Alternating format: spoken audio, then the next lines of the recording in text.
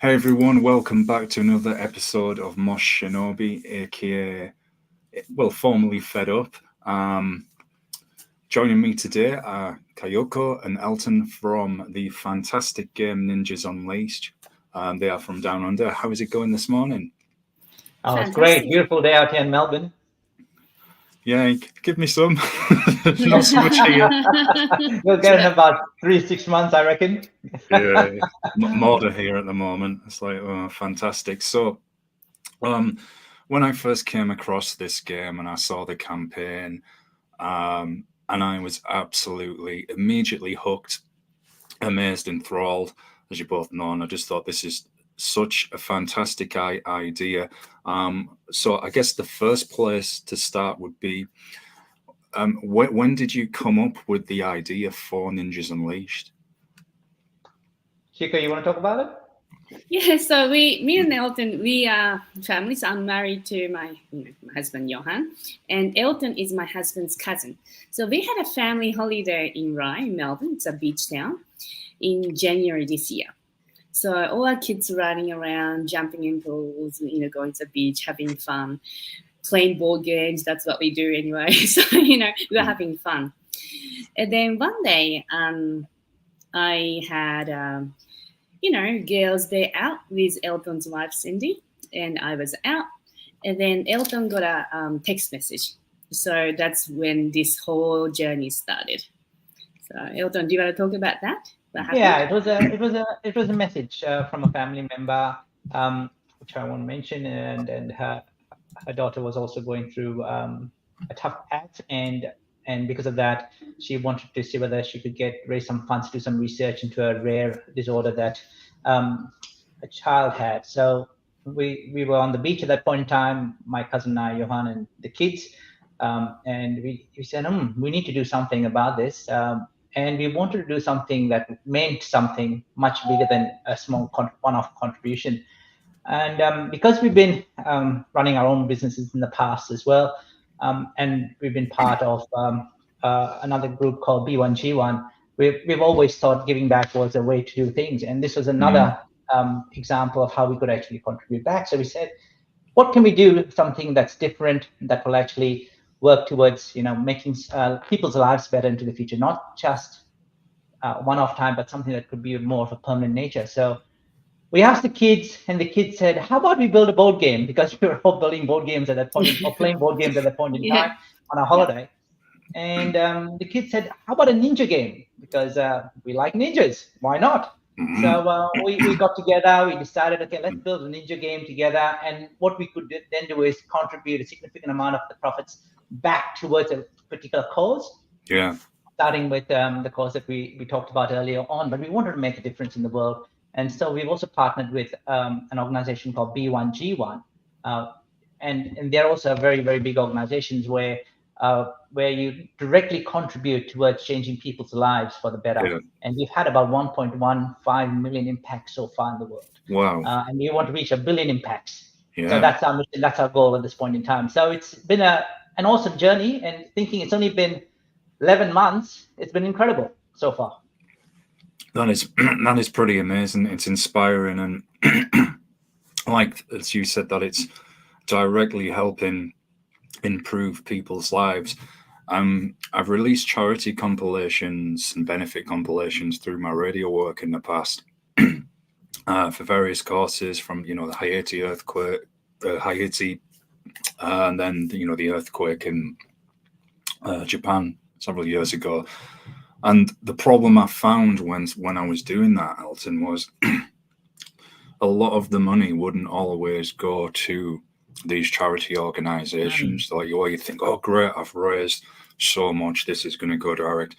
And sadly, there's those who can come in and take advantage of those situations. So I like the fact that this is something direct. I've seen, and I think I saw this on your website as well, and I've seen it before with various things, which I think is good. I think there's something where you can donate actually water as well, direct water, which right. That is excellent, and that often gets forgotten about because it's such a valuable commodity for life. So so from this Ninjas Unleashed sale, we talked about 25% of the profit goes to those charities, and we picked 3 projects. One is blind prevention of kids, and then water, and providing nutritious food to kids in much needed countries. So there's a 3 project that we picked, and me and Elton, we are so excited. This is something that we always have done and always wanted to do. And whatever we have done in the past, we wanted to do more. And this is an opportunity us to contribute a lot more. And not only us contributing, but everybody who buys our game becomes a contributor. So a portion of that goes to those projects. So everybody wins. Yeah, so you really are supporting something where it's not just like a false advertisement where you get with some places like, hey, you buy our coffee or something, you're really helping there. And, sadly, it's not. So behind the fun elements, which we're obviously will get into, there's a really good serious cause here. So how, because I remember when we were talking last week off air, this is a very deep, complex game as well. And a lot of research has gone into it. I remember you mentioning the Sengoku period as well, Elton. So this is an easy question to ask, but I'd imagine not wanting to answer. How on earth did you, once you sat down and you started designing this game, how did this just take such a long period to try even to get together? I mean, there's so much. Yeah, in fact, thank you for asking the question, guys. It has taken quite a while to design the mechanics and get it right, and sort of explore the game and the options that were available, and what we could get through that particular space. But we play a lot of board games, so because of that, I don't know. We tend to be inclined towards how we think games should work or could work, and what actually brings a fun element into it. And it all comes down to what you want the game, or what you want people to experience from the game as well. And we try to put that into the game as well. But so when the kids talked about a ninja game, they talked about some of the games that they love to play. We said, okay, how do we incorporate some of these beautiful elements in other games into a game and make it our own, but at the same time make it fun, exciting. And again, the goal is always to have that end vision, which is about helping others have fun, but also help real people in need as well. So let's see. And because it's a passion of love, it is something that I think has come out quite well. So we absolutely enjoyed that particular process. It is very much interesting to see how Elton comes up with new ideas every week. And then when he goes to church on Sunday, he gets inspiration. It's like, oh my God, that is awesome. Let's do that. And then, he comes back from a church and it's like, oh, Kyoko, listen, I got a new idea. Right? So he gets inspiration. And then I have no idea what happens in his head. It's amazing brain that he has. So it's like, how about, the student becomes an apprentice, and then we send apprentice to missions, and then once it's successful, then become an elite ninjas. Okay? So rather than just drawing a card from the deck, which is a luck, but actually there is an element that you have to win constantly to improve, to become a elite ninjas. It's like, okay, that makes sense. Let's incorporate that. And in order for us to do that, we need school. School has to have a sensei ninja. Okay, let's create a sensei ninja. The missions, what kind of missions would be exciting to win? Let's create those missions. He kept creating and creating and creating. Each week it was interesting to play test it. And then when we do play test it, it didn't go smooth first, right? And then his sons were like, my son had the most critical feedback. It absolutely hurt the heart. He said, Dad, I hate it. The beauty about kids is that they're very honest, especially there's no filter, is there? And he's a teenager, so he says, Dad, this is rubbish. Don't like it at all.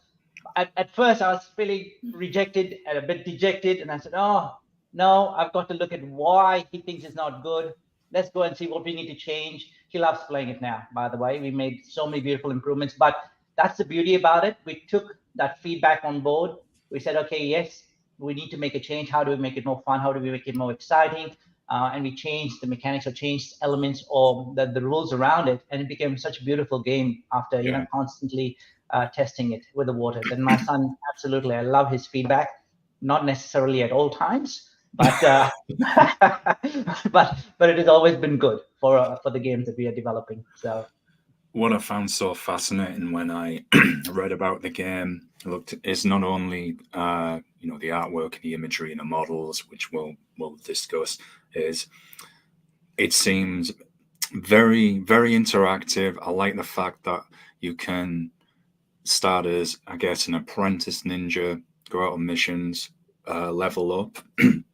So it's almost like it's got an RPG game within the game, which is good, and that gives you a reason to come back. It's not as you were saying, Kyoko, where right, it's a random card, so I'm going to do this on this game, and then the next game, okay, yes, you can still get a different card, but it gives you more of a personal involvement. If you've got a character and you're gaining them more experience, you're doing various missions. So it could be, for example, I know you've got a scouting mission, get some intelligence on where the other ninjas are. Then, right, you need to assassinate this ninja, then assassinate a lord or something like that as you get more experience. That, to me, makes it more interesting, gives me a reason to play a game, because I think, well, what am I going to do in this game? Am I going to get this mission right that I maybe didn't last time because of the casino dice roll, as I call them? Those who have painful dice rolls know what that reference is all about. Yay! But we actually do have dice rolls also in the game, but we've also incorporated a strategy element as well. So it's not completely dice roll based on luck. There are elements of it which are based on luck, and there's elements of it which are pure strategy and has no dice roll involved. So we've tried to incorporate multiple parts about how you can actually tackle the game. For example, we've got cards like sabotage and tactic cards. Combination of those cards with your elite ninja's powers creates different scenarios of what you could apply, different challenges for you to sort of overcome, or that you can play on your opponents as well, which just creates very, very dynamic and interesting and unique scenarios. Then there's also the other variable, which is also your house power. As you have a particular house power, you can apply that at various times as well, depending on the game, and that creates another element of fun, but also uniqueness, where you don't know what could happen as a result of that house power combined with some of your strategic cards that you play from a tactics point of view or a sabotage point of view, or your elite ninja powers as well. So there are so many parts that you could take in the game, and it's not just dice based, but it's also strategy based about how you play the game, what you build up, where you focus on, what your strengths are, and how you apply those strengths as well. So many parts. It's really a combination of American game and a Euro game, because it's a lot of sabotage and destroying the opponents, but also it's about the resource management. How do you use this apprentice? Apprentice will give you a point, but if you take a risk and send to the mission and comes back, becomes as an elite, and then also win a mission which quadruples the points. How do you use those resources is also a key element in this game. So it is. We have a unique twist on those American and Euro game genre. So it's really unique. We enjoy it, and then we never play the same game ever again. Every time it's a different strategy, different tactics, different person wins. It's fun every time. And it's wonderful to see how sometimes, this is what I've actually noticed with some of my kids. My kids have actually applied certain tactics and strategies in a certain way, and you're surprised. Oh, wow, that combination is awesome, as what you could do with it. And they've been very strategic about it, because they've been planning it all along, because they could see ahead what they could do with it. And all of a sudden, you're caught unawares by the tactic or the strategy they've used, and it's just come blindsided you all of a sudden. So it's beautiful, and that's the theme about ninjas, where you're trying to sort of get on top of your rivals, get stronger powers to be able to subdue them, hold them back, and get ahead at the same time. So it's all about that kind of keeping with the theme of it, but with a unique twist of celestial powers now with the celestial stones, which is the theme of the game. So this is it feels like so interactive. You've got I mean, my mind was thinking when you first mentioned the Apprentice Ninjas, I was thinking back to Assassin's Creed 2, I think it was, where you could send out like apprentice assassins on missions and they report back to you and they got more experience. And then the more experience you got, you could take the higher risk missions. The strategy elements already has my mind thinking of real-time strategy games, and then with the resource management as well. So it's like as you were saying, you've took those elements, you've got the strategy there, the cards. It's, you know, a lot of people first glance might, or those who maybe haven't played these kind of games, people might think, oh yeah, this is easy. I'll just get my miniatures, put them on the table, roll a few dice, put this random card. That's it, game done. It's easy as that. I'm getting the sense here, although it's fun, as you said, there's a lot of strategy. If you absolutely make the wrong move, you will be punished severely for it. And I imagine absolutely. these games can get quite competitive. Oh, absolutely. It can be quite ruthless as well, in the sense of how you actually go about navigating yourself through either defending your house against attacks, but at the same time countering those attacks and attacking back in certain ways as well, and using strategic cards, sabotage cards, or even enhancing your house powers or your ninja's powers by playing enhanced cards on your house as well, and kind of fortifying your position against your rivals. So there are so many different combinations of things that can happen. Sometimes it's also so interesting that we've seen combinations being played where you actually sabotage your own house, in a sense, to protect it from other attacks that you know that are coming. I know you. Yeah, so it is wonderful the way you can actually play these cards. So it's not just you sabotage your opponents. You sometimes think about, okay, I will have to take a hit, and I'll apply that hit on myself to protect myself against a bigger hit that might come as a result of not doing that. Yeah. Does that make sense? So there are so many different ways to actually play the game, and it kind of keeps to the theme of what happened during that period to a large extent, about how people went about the shoguns, how they navigated their houses and fought for power and territory. That's another thing when I think is so appealing. And I remember when we were talking about this last week, and I was very hyper, folks, and behaved so far at the moment. Doing well. This time, yeah, for now. But I remember when you were telling me, you know, about how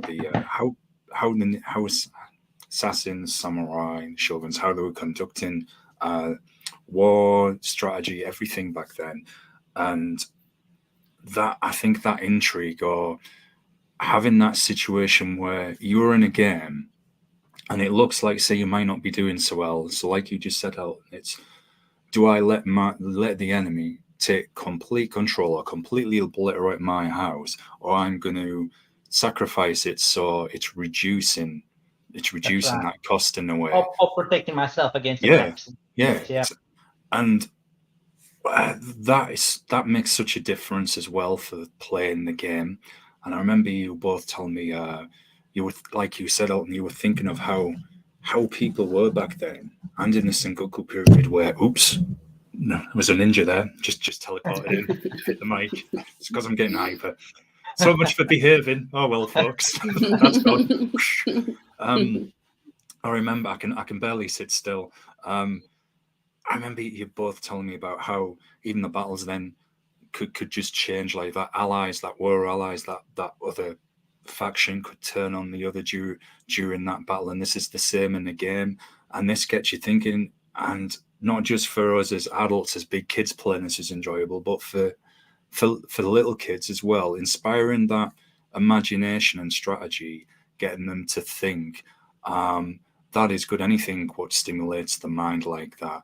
And it's such, I feel it's not just a standard board game. I know 40K, I think they introduced the narrative campaigns a few years ago, and you could get experience points for various armies, but this just feels a bit more personal, like you have that connection to it.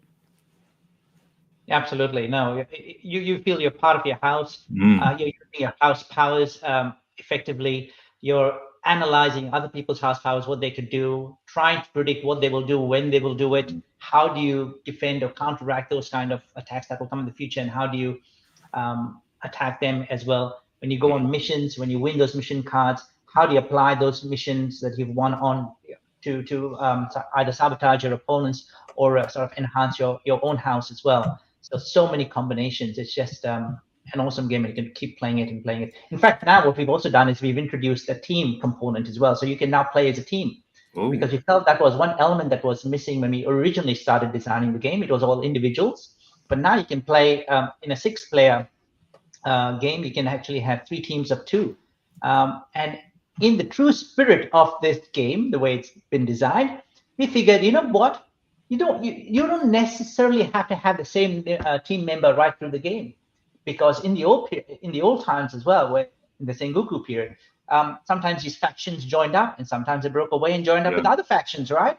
So and there are certain events that will trigger where you can either swap people's teams, or swap yourself out of a team as well into another team, and things like that. So it makes the dynamic very, very interesting, because you could be defending your partner, and then you could turn around and say, okay, too bad, now I've actually got to go somewhere else because this is better for me. You know what I mean? And things like that. So there are a lot of combinations in that particular space as well. So it's about how much do you trust your opponent? How do you build those relationships? How do you keep them together to make sure you are still a powerhouse to move forward with? Because as soon as you start waning, your powers or your strength starts waning, your opponent might find, oh, I think it's time to move on to another player. But it can only happen at a particular point in time, which triggers that particular event. So you've got to watch out for those sort of things as well. So it's a complicated game. It's a complex, but it's a lot of fun, because you just don't know what's going to happen. So when you first set out and you're playing Ninjas Unleashed, do you have you imagine your cards in front of you, so many cards, and do you have your miniature in front of you as well? And does the miniature represent the actions that you're taking in the game? Yeah, so the miniatures are used on your missions. So effectively, you take your miniatures. For example, we've got here, this is the Winged Fury. You can probably see him, a bigger picture back of me. But this is what he looks like. Let's give you a reference of size. We've got, this is our Desolation Ninja as well. So we've got all 6, and there are 18 of these that will be available. So there's 3 for each player, right? So they represent your house and effectively go on these missions for you. So you send them on these particular missions. They're used on the mission cards to represent, to tell players which mission you're on, but which apprentice as well represents this particular house. And then when you guys fight, when the players fight it out, then there's only one apprentice that can take on a mission. So they've got to first fight it out amongst themselves and then take on the mission. And if they're successful after that, they then transform into an elite ninja. So these are basically miniatures that are used in the game when playing missions. So they're an awesome thing when you see them on the board as well, especially when you fill them all up with all of the miniatures that are there that are taking on a mission and challenging each other. So it's great. So did you design the miniatures, or did someone else design them for you based on your idea? Correct. No, I'm not that talented, unfortunately. Neither am I. So I came up with an idea of what I wanted. So we designed the cards for the game, and then what we did was I sent it across to one of my designers, 3D design modelers, who then basically modeled the miniature for us, and then we had it printed in 3D, obviously. Wow. But what we're trying to do now is, you can see this in gray, but we're thinking of actually having it in gold when we actually release it. So it will be all gold miniatures. That's the plan at the moment, and it's still a secret because we're so close to finalizing that, but we are hoping it'll become all gold as part of our deluxe version. And I'm guessing people can paint these. That's something I'm sadly too lazy to do, unless I can just spray paint everything as one color. That's the limit of my skills. Absolutely. No, but there are, yes, absolutely, people can paint these miniatures, and there's a lot of detail to these miniatures. As I don't know whether you can see it, but probably on the screen at the back, you can see the detail because that's an exact representation of the actual image. But I'll try and put it closer. Oh yeah. Oh, now we can. Oh, look at that, folks. Oh, that's fantastic. And that's the back of the as well. Yeah, this guy is awesome too. Oh. So there's a lot of detail with these. We've taken a lot of, as you can see, it's a passion of love. We spend a lot of time designing and detailing these miniatures, and of course, people can paint them as well if they are inclined to and are really good at it. And of course, it's up to them to paint them in the colors that they want, or they could choose the colors that are already on the cards. that show the colors of these ninjas. Yeah. So did you did you have some titles in mind for what to call these ninjas based on the rules that you were, I would imagine, play testing at the time, and thought, okay, this ninja fits this particular element, so this will be for example, it's my perfect reference here, Poison Chalice Ninja. Yeah. Because we had to create also, I was thinking about the backstories for these ninjas as well. Yeah. So I said, okay, what is the history of the ninja? How did they come to be? Let me write a backstory around these particular ninjas and then try and find a name for it as well. So, it took a time. Yeah. Go ahead. So this is a backstory, of all the elite ninjas, and you can see, and also the houses that we have. We Correct. have different kind of houses, and how each powers develop, how the houses develop. A backstory with those we put in a booklet. So but it's all started from this guy behind me, Insanity Curse Ninja. He is the bad guy in a game, and making everybody crazy. So his power is very unique. He comes in and absolutely disrupts a house. He looks charming. but the thing is, he doesn't stay with the house. He moves around the houses. So that's the other beauty about it as well. So there are some ninjas that will come and stay in your house, and some ninjas that won't. That will just leave it and move on. And because they move, as soon as they enter another house, they create a bit of chaos either for that house or for the other houses as well. So you've got to plan and see how these things happen. So there is a lot of moving parts in the game, and that's the reason why the predictability is very hard to ascertain as to what could happen, especially when you have multiple players playing the game. So it's a wonderful, wonderful way to go into a game not knowing what would happen, and then just try to do your best and plan as best as you can. Yeah. So it's even got that like turmoil, as you mentioned, in political intrigue, what you would see in Game of Thrones, the rival houses and the Dark Elves and Dungeons and Dragons. I think it's Menzo Baranzan, where they're all vying for power and they're all, moving to the different houses. And then, of course, that creates some trouble. You don't know what's going to happen. So that's even an extra element. So again, Elton, this is just I can't imagine. I would like to, but I can't imagine just how. And I'm glad you did, because it's awesome. Got all of this together and created it, because it's so intricate and so much to it as well. And it's obviously a real labeler of love and a passion. Because there's just so many layers. So when you were looking at doing the background for the characters and the lore, did you read on the Sengoku period, for example, and did that help? Yes, actually, I did study up the Sengoku period to make sure we got the general theme about what was happening there, but I wanted to create this mystical element about those special powers that created the uniqueness in the game, but also created the ability to disrupt players' things at the drop of a hat. So so it is a combination of what happened in the past, but also based on a fantasy world where you have special powers that come into play, and that can create a lot of disruption. But the mentality of the period for the shoguns and all are the same. They want power. They want to grow their house. They want to become the strongest house around. They want to conquer their rivals. But now they're using special ninjas with elite abilities, and they're sending their apprentices on missions to become powerful, because they want to basically get these celestial stones. So the missions represent a journey for the apprentices who go there to find these celestial stones. And if they're successful in completing the mission, they actually manage to touch these celestial stones, which infuse them with these special abilities. And they're random. So you don't know what this apprentice will transform into. And that's the other element in the game as well, and where you actually end up getting an elite ninja as a result of this apprentice's transformation, but you don't know what power it's going to be at that point in time. And do you have, by any chance, don't want to reveal too much here, I understand and I will behave, but I'm just wondering, and it's just making me think of all these various movies I've seen with ninjas and samurai, games I've played as well, and when sometimes they're tasked with, say, a quest to gather a special stone or touch it, but when they do, it doesn't always go well, and sometimes you can get the opposite to that celestial creation, the evil opposite that then turns around and wipes the rest of the team out. So is there anything like that in the game? Great idea.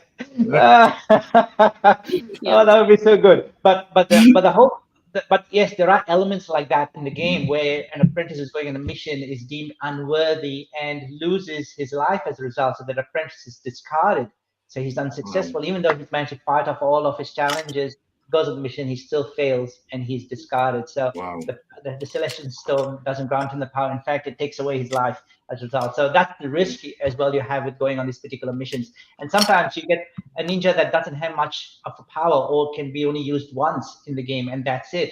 So so that's where you don't know what you're going to end up with. And then there are other effects that can happen as well, where, for example, you have apprentices on missions, but a house power has the ability, perhaps in a certain circumstances, to convert one of those apprentices into your following. So he's now taking on the mission, or you can swap missions around as well as a result, or steal those ninjas or take them away from those missions altogether. So there's so many combinations as well there. And then there are some ninjas where you can even clone the powers of other ninjas for a period of time and use that against them as well. So there are so many combinations in the game. It's just amazing. That's the reason why we say you can never ever play the same game twice. It's just fantastic. What I like about this as well, and that's a phrase I've been using throughout the conversation, what I like, but there's so much fun, is, look, ninjas are very, very, very popular. Most people love them. I especially do. And I'm just thinking to Mortal Kombat, the movies and the games, when I've seen one of those ninjas on screen, and yes, the martial arts is great, and of course the lore and everything, but doesn't it make it more fun when they have that mystical element as well? For example, when you see Sub-Zero and then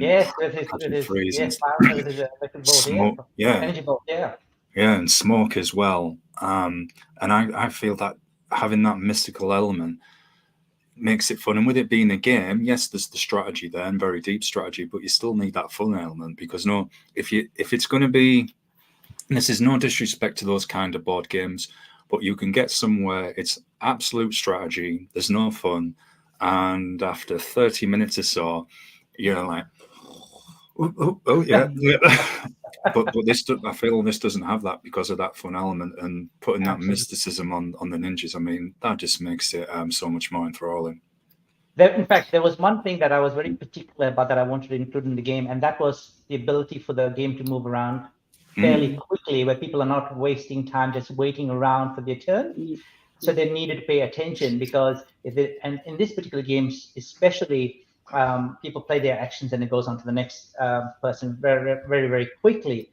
But when people are playing actions, people have to pay attention to what they're doing, because if they don't, and it's too late, like person has done their actions, it's too late, they can't stop them, because if they have the ability to stop them, they need to stop them before they get too powerful, right? Because they can see what's happening. So that's the reason why people have to concentrate on what's happening with the other players, what they're playing, try to figure out what their moves are, tactics are, like 2 or 3 moves ahead in time, and then try to counter them, because if they don't pay attention there, then it could be disastrous in a subsequent round because of the strength that they've built up. So it's always watching what other players are doing and trying to figure out what they're doing, at the same time trying to counter the effects as well if you can, and strengthen your own house at the same time as well. So you have to basically be in the game at all times to understand exactly what's happening. So there's no downtime. Yeah. You take a break from it, your house could be ruined. It gets me back to thinking what I mentioned earlier, where you've got those like real-time strategy elements. So essentially it is like very much, I know there's the theme, the ninjas and everything, but like a real-time strategy game that you are playing on the table. Everything is constant happening. You step away for a second, don't pay attention, you could lose a ninja, be at a disadvantage. Correct. So when you start the game and you're first setting up, are you assigned a number of cards, and can players pick the type of ninja that they want to use? No, it's random, and you have to build up. So it's random. So effectively, everyone starts off with an apprentice. They have no elite, so that's the voltage Kyoko is showing. and that's just the player board. And each one has a unique player board with a house tile on it. You can see at the bottom left-hand side. And those represent your tokens, but your house card is up there. In the middle is where all the elite ninjas go. On top is where your sabotage and enhanced cards are. Right-hand side apprentice, and your school's on the left. So you start off with a student and an apprentice, and then basically you train your students into apprentice ninjas. You send the apprentice ninjas on missions, and if you're successful, they convert into elite. But at the same time, your actions allow you to also draw cards, and through that particular path, you can either draw sabotage cards, tactic cards. You can even draw apprentice and or elite ninjas. So sometimes you can get lucky that way, but you can also get counter cards, which effectively allow you to counter a particular a play by another player, if that makes sense, right? Or stop them and things like that. But it takes you through a journey of building up your school and your students there, training them into apprentice ninjas, sending apprentice ninjas on missions to convert into elites. At the same time, you're trying to protect your house from sabotages or tactics that are being played. So you can put enhanced cards as well, or counter cards to counter anybody's play against you, while building up your squad of ninjas into elites, and then using those elite powers in your house with a combination of other cards to either wreak havoc across the board or protect your house and your realm. So it's a wonderful, very, very thematic, but at the same time strategic, and it's got so many variations as well to it. It's incredible. Yeah, I would imagine the games as well would be quite lengthy just because of the twists and turns. It can be, absolutely. But what we're also trying to it can for 4 to 6 players if you're playing as individual. But we've timed ourselves as well, so the game actually can go between 45 minutes as with 2 players. You could actually have a very quick 45-minute game, or it could go to an hour and a half with about 4 players, depending on how much tactics are employed, how quickly you move through the particular game. And 6-player game could be about 2 odd hours approximately at that point. But again, if you play it as a team in 6 players, it's again about an hour and a half approximately. So you could still have a very quick game if you want to. So I think it's beauty about this game is we use celestial points to win. So this is a board, and then there's a points in the top, right? And then we can increase or decrease the number of points to win. So if you have 20 points, you win, or it's only 35 to win, or you can create extra rules that you have to have 3 elite ninjas, or you have to at least have 1 mission, or different. If you have a sabotage card, you cannot win. Different ways to make your rule winning condition. Yeah. Right. So we can set the game has a set defined winning conditions already defined to maximize the play. But if people want a longer game or a shorter game, they can adjust that, and the rules allow you to do that within a certain guideline, and that's defined in the rule book as well, which allows you to say you can reduce your number of celestial points if you want to have a quick game for a 2-player. You can increase it to more celestial points if you want to have a longer game, as an example. And it also recommends how many celestial points are probably optimal to get a particular period of time of set play time if you wanted to as well. So there are the variability in the game is there, and allows people to either have a bigger in-depth game if they wanted to, or a shorter, quicker game if they also wanted to do that as well. So if a player has I don't know, so many celestial points, say they reach that maximum level, can that be counted if somebody has the equal number of celestial points? Yes, absolutely. So what happens is, in that particular instance, we get them to play 1 more round. And because all players are involved in there, and they still have an opportunity to go through that particular space, they continue the game, and there are a lot more sabotage and tactic cards that get played during that particular round to either reduce the celestial points of the other individual, because you can lose celestial points as well, because when you lose your elite ninjas or you lose apprentice ninjas, you actually reduce your celestial points as well, because those guys count towards your points. And absolutely, that it just creates a lot more interaction, a lot more playability in the game as well. And you see all the knives come out literally. Yeah, yeah. It's great. Yeah, could be quite chaotic, I'd imagine, in that scenario, but fun. It could be, but sometimes there are some very, very clever, smart players, and I'm talking about my son here. He's always strategizing against his dad. So he always has some good cards saved up in the event that his old man tries to sabotage him at the wrong time. So he has counters ready for me. So yeah, anything can happen, and it's a lot of fun. The other thing as well is the artwork is really beautiful. I don't know if people can see it in the background, folks. You can see some of the cards there on screen. When you were showing me the playboard, Kyoko, I already was thinking, oh, that would look really nice on my wall. But it's very. But so, how did you get all the artwork together for the game, and was a lot of editing to really present something that, and that's so nice, that could be from that era, but yet it still has that mystical fantasy element as well. Yeah. We have a great team behind us at the moment that's been working for wow. through our past. Yeah, that's sorry, Elton, I'm just nerding. That's a two-sided board, by the way. So Kyoko showing you one side, and the other side is the light side. So it's a dark side and a light side for the board. But with the graphics, we have a great team that has been helping us with ensuring the graphics come out the way we want it to come out as well. The amount of work that's gone into making sure that this is right has been incredible as well. But we've been working with these guys for a while now, so it's been wonderful to have them on deck and have support the whole project right through this particular space. Yeah. So it's been a wonderful journey, wonderful experience so far for us. We've loved every moment. And I also like on the website, you can see that you've got some examples of those cards you were telling me about during our conversation last week, where people are, I think, if I remember this right, Kyoko, they can pay $1 and they can have a special card unique to them, where it's them as a ninja or samurai or character, if I remember correctly. Yes, absolutely. So at this moment we have a pre-sale, and you become a VIP by just paying $1, and we create a custom, like exclusive custom house card.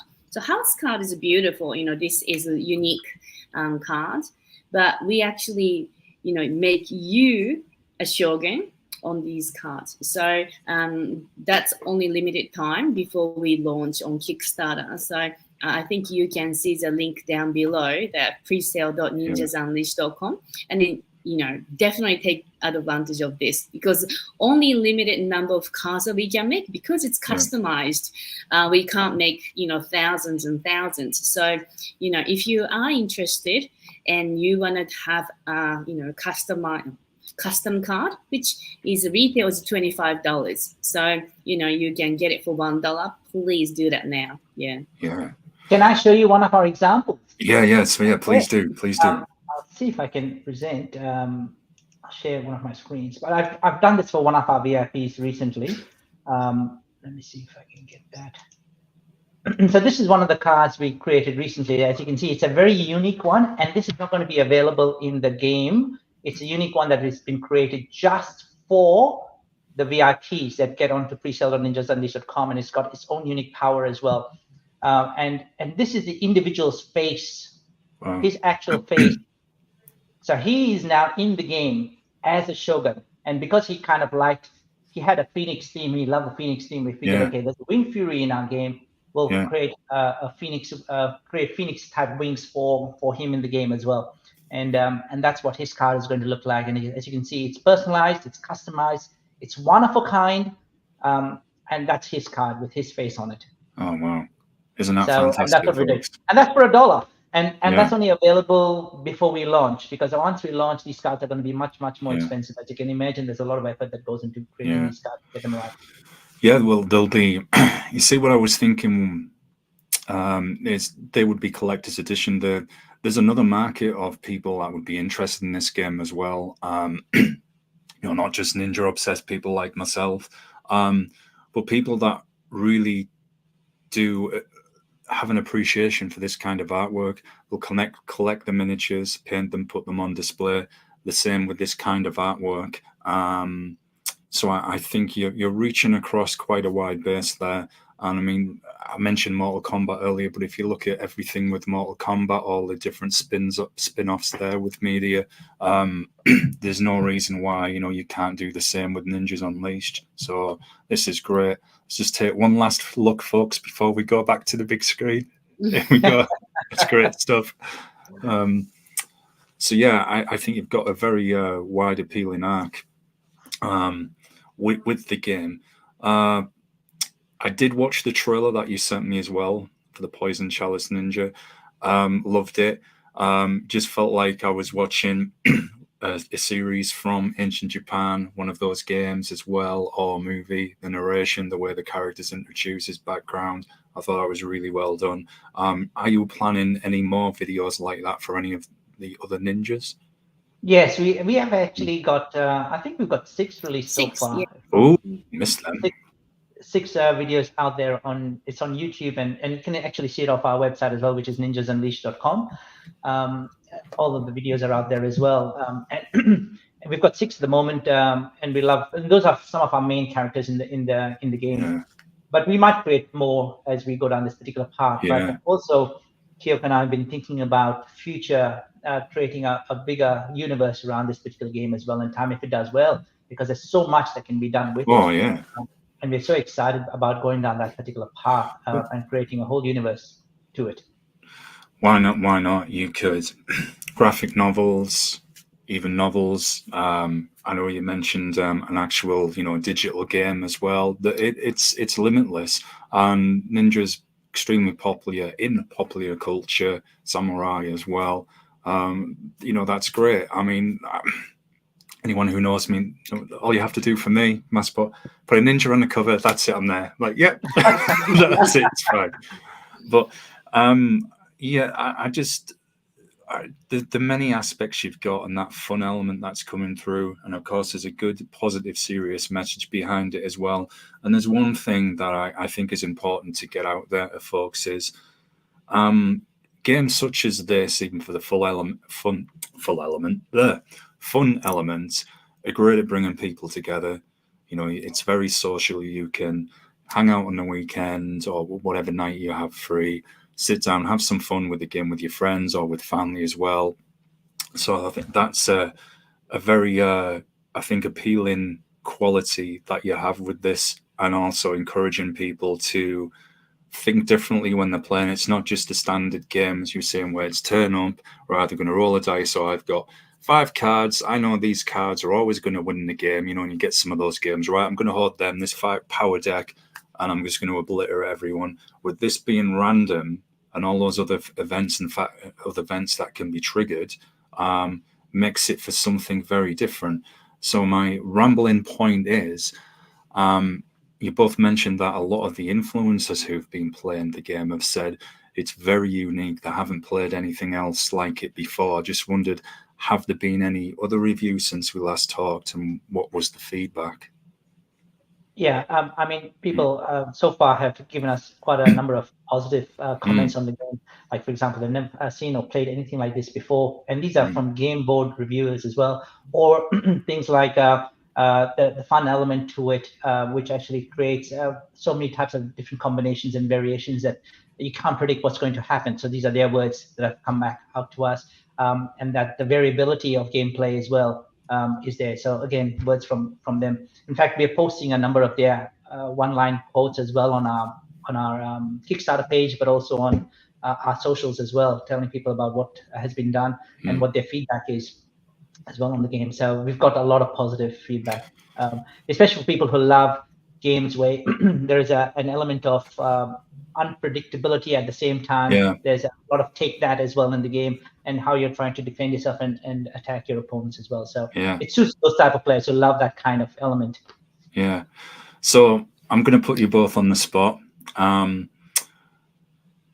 What do you both enjoy about Ninjas Unleashed? Is there a particular aspect that in the game that really has that connection with you? Yes, for me, the amount of fun it brings with regards to when I get together with the players, it's very interactive. Yeah. There's always something happening. It gets people engaging. People are always talking, trying to work out what's trying to do. Each one's trying to do, and you're talking to each other, trying to figure out what's going on in their minds and what they're trying to do as well at the same time. So it's very interactive. It's very engaging. And when a move is made, you're trying to negotiate as well with other players to help you defend against an attack that might have come onto yourself, and things like that. So it's very interactive, and I love that aspect of the game because through the pandemic, I kind of missed that social interaction, especially getting together and having that happen. And now that I get friends around the table, we get together, we are constantly interacting with each other because you're seeing the moves that people are making. At the same time, I'm trying to make moves. I'm trying to create deals between other players on the table at the same time. And it's very interactive. Love that aspect. It's the social interaction that me with this particular game. Yeah, What about yourself? I'm very similar because when we get together to play, it's always fun and always end up having a sore cheeks for days after that, and we laugh and laugh and laugh, you know. And it's so interesting to see Elton and his sons are fighting, you know, in a nice way. You know, Sparring match was. Yeah. And then when we introduce this game to new people, let's say we take the game to gamers catch up and, you know, meetups and places like that, they always enjoy as well. To see people enjoy something that we created, you know, gives us joy and also satisfaction. And, you know, not only this game, but we as a game publishing company, so we have about 8 coming up next year. Wow. And we are planning a lot for the future. And always, you know, we have this thing in mind that we want to connect people. We want to bring joy back into people's lives. And, you know, yes, we have fun. We enjoy what we do. Each day is a new challenge because we have never built a board game before.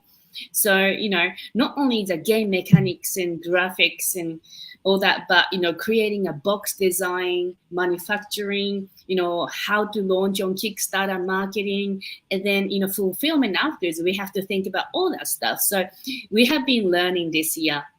But, you know, when I see people enjoying and, you know, I know this will bring joy outside of this board game community to the people and kids, you know, in those countries, I really love to see that. So, you know, all the possibilities, when I see my board game, you know, our board game, Elton, I see a lot of opportunities and possibilities that can bring to people. So that's what I see.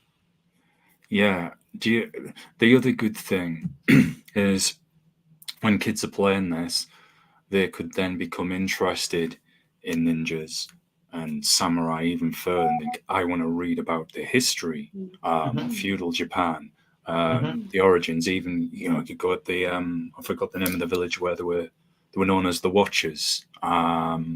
Yes, that's right. Yeah, all of that, which is a good thing, or anybody. And maybe people will look at this.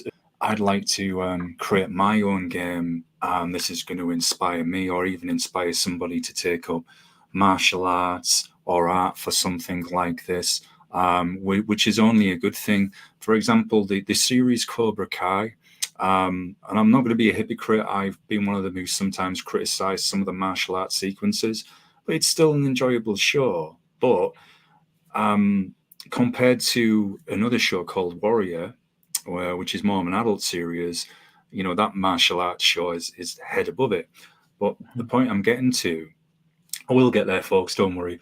I said to one of my friends, I said, a good thing, though, from Cobra Kai is it could get people interested in martial arts. It might encourage kids to take it up as well. And the positive values that can come from something like that for life, the self-discipline, respect, everything, that's not a bad thing. So it's a similar thing with this game. Like I said, it could get people interested in all those areas. You mentioned that you're a game publishing company and that you have other games coming out. Well, I've already gone into Nerd Overdrive now, thinking about thinking, oh, what else are they doing? I have to get them back on and talk about that. Yeah, definitely. You know, love to come back. In fact, I just want to mention something else as well. And that is about, on each of our cards, there are powers for our elite ninjas, but for our student cards and apprentice cards, they don't have any particular powers. But what they do have are some amazing quotes around discipline, about hard work, about focus, which is also extremely good. For example, let me just, excuse me, quickly have a look at some of these cards. Just to give you, for example, the student card. Oh, you're so there's one student. over here. Sorry, so there I have a student that says, "I'm not afraid of failure, for it is through failure that I learn and become stronger." So that's a quote on the card. But there are cards like that. There's another one: "A warrior embraces challenges as stepping stones to greatness."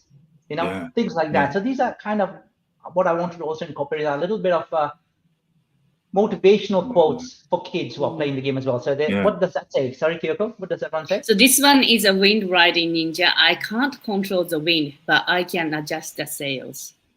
So that's the apprentice ninja. But isn't it great? Because, from all of those various ninja and samurai movies, it's not just the action, but we always remember the quotes as well. And we sit there talking, "Oh, do you remember that line that, the sensei said, or this character said, or even the evil ninja said?" But we always remember those lines and quotes. So, and I like that as well, because not just for the reasons you've said, it somehow makes it feel more authentic, rather than, I don't know, +5 power deck for Super Ninja. There's this. It's got a little bit something more to it. That's right. And hopefully kids take inspiration from that as well. Yeah, definitely. Learn from that, and while enjoying the game at the same time. Yeah, I think it's it does feel very unique to me, because it's not just a board game. As I said, it's got the RTS elements in there from a digital game. It's got an RPG in there as well. Then you've got the political intrigue, the turmoil that can happen when some of the events are triggered. So it does feel like very much a very, and I know I'm repeating myself a lot, it's because I'm so excited. a constant action game, full of twists and turns, constantly repeating itself. You said sometimes the games could go for 90 minutes. Well, if you quickly get through even that game right, we'll do another one, because I maybe didn't quite do this mission in the first game, or get to this one. So it gives you that excitement to revisit it, to play it again, to think, right, if only I'd done this or that. So as a player, that's very interesting. Do you, with the actual rules, as you're playing the game, is that agreed between the players as the game happens, or do you have to have like a games master that maybe does some? No, you don't need a games master. All right, that's all. cool. You don't need one. Once people understand the game, they can play it. So the rules are pretty clear. I spent a lot of time making sure I got the language right on the cards, as well as in the rule book as well. We've also got a video. I think it's 19 or 16 minutes. It's between 16 and 20 minutes in length, that explains the entire game and the rules for the game. So watching that will actually help you very quickly pick up the game as well. And once you get the flow, we've also got reference cards, which help people while they're playing the game to know what they need to do and what they can do. And we've also created ability reference cards as well, for people to actually know if a particular ninja is in that camp there, what are his special powers. I can quickly look at my reference thing and have a look, okay, that's special power. This is what I can do or can't do, etc. as well. So those are helpful guides as well, which we've included to try to make the game as simple, easy, and as playable as possible, with a lot of fun. And hopefully the game is a success. I know you both mentioned there's a whole universe that come from that. I would imagine that would include expansion packs with new ninjas, new missions, new villains. Absolutely. Maybe I know the angry father of the angry ninja behind you there, who looks like someone you wouldn't want to run into. You're filling me with ideas. Well, it's what. Folks, when I first talked to Elton and Kyoko last week, we did a chat off air, and then we recorded a promo for this interview. I want to thank them both for already putting up with my nerding, because I was so hyper and excited just to learn, because I've never come across it. I mean, somebody might know out there, but I've only ever come across a I guess, a feudal Japan board game, and I think I mentioned this to you. I think it was called Ronin, and the closest it got to any ninjas in it, and it was very much a standard skirmish game, dice rolling, and that was pretty much it. And I think you could recruit a shinobi, and that was as close as you got. One team could maybe recruit a shinobi specialized in whatever, and that was it. There's never, to my knowledge, and from what I've seen, I've never seen anything like this, or that has all these different qualities and aspects to it. It's not, I keep stressing this, but it's important people know it's not just a standard game that you put on the table and has the pretty artwork. That's it. Roll the dice, game's done. It really isn't. There's so much more to it, and that's what I think is it. I just think that just makes it so appealing. I think I've probably set the world record for how many times I've repeated myself during this show. It takes some while to get the Hyper Ninja. should have renamed the channel as that, not Mosh Shinobi, Hyper Ninja. When are you hoping to release the game as well? I know. So will it depend on how many backers you get, and then you set the release date? We've actually set a release date, and right, okay. we're pretty confident that we'll have the backing we need for it to actually launch in full. So our current date is the 30th of January 2024. So a little over a month. We'll be releasing it on Kickstarter and run for 30 days. So we're hoping to have all of you guys watching back us, support us, and help us transform the world at the same time as well. So be part of our journey. Definitely. If you want to see more ninja-related things to Ninja Unleashed, support the game, folks, and then that can enable Gaia Gamez to make more. The same those who are, like I always say, with supporting the bands, if you want them to make more albums, come and visit your city on tour. Support with what you can, because especially in indie media, we all have limited budgets, and there's only so much we can do, and it's very much about building those connections and teaming, creating an extended family with everyone really through this, so we can get something out there. I want to thank you both for coming on the show. I have been so super stoked about this since we last talked the last week. Thank you for having us. Yes. Oh, you're very welcome. Welcome anytime. So hyper, I'm forgetting what I'm on about now. So when I get to the end of the show, I always like to give people not just the chance to obviously promote what they're doing, but anything else that they want to shout out. They're welcome to do so. So both of you have now have the floor. So if there's anything outside of Ninjas Unleashed, feel free to shout out, promote. I'll sit here quiet and behave. No, I think you've done help us to get the word out there, guys. So we're really appreciative of that. So thank you so much. We do hope that this game brings transformation, not just to elite ninjas, but to people's lives. Yeah. And that's the key message from us, and that's what we're here for, and that's why we embarked on this journey in the first place, to help us help transform people's lives. And you, Kyoko, is there anything you would like to shout out? Yeah, well, first of all, I really like to thank you guys for having us on the show and very welcome. Giving us this opportunity. For me, it's really, for those who are watching this show, I really wish you a best Christmas and New Year. 2024, it's going to be an amazing year for everybody. So I do hope everybody will have an amazing holiday. And if any of this will inspire you, please support us. We do need your support, but we love to support you as well. And, as a board game publishing company, we have spoken to a number of friends and families and, people, and they all want to make board games. Yeah. They want to transfer, for you guys, the martial art, your passion, your experience and knowledge can go into a board game or some kind of a game that people can learn and experience. Within an hour or two, they get the essence of, most important lessons. So, I think there is a lot of opportunities out there, whether you want to create a board game, you want to play and learn new things. There's a lot that you can do in life in general. So I wish everybody a good luck, amazing holiday, and hope to see you at the Kickstarter campaign. But regardless, I just want to send love to everybody. Definitely. What a beautiful, well put shout. Couldn't agree more. Positive energy, as I said, building connections, extended family with people, new friends, which we are now. That's great. I definitely want to get you back on the show in the new year. Not, obviously to talk about Ninjas Unleashed, but the other games that you're working on as well. I'm sure they will be just as interesting. And I think people will love this. I mean, as I said, who doesn't like ninjas? So support it, folks. Great stuff. It's just, you know what to do. So I do want to I want to give a shout out to Johan, who's just popped in the chat as well. It's greatly appreciated. Much love, man.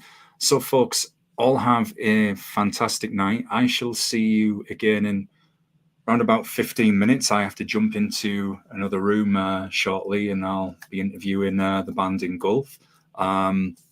Everybody have a great weekend. Don't forget to support and subscribe to the channel. Just realized I've got about 15 other guests before the weekend, so I'm getting ahead of myself as usual. It's because I'm that hyper, as I keep saying. My mind is all over. So anyway, thank you both for coming on. We're going to do the uncomfortable pause time where I hit end stream and there's a delay and people think I know as a ninja got hold of Gaz for a moment. So let's do this.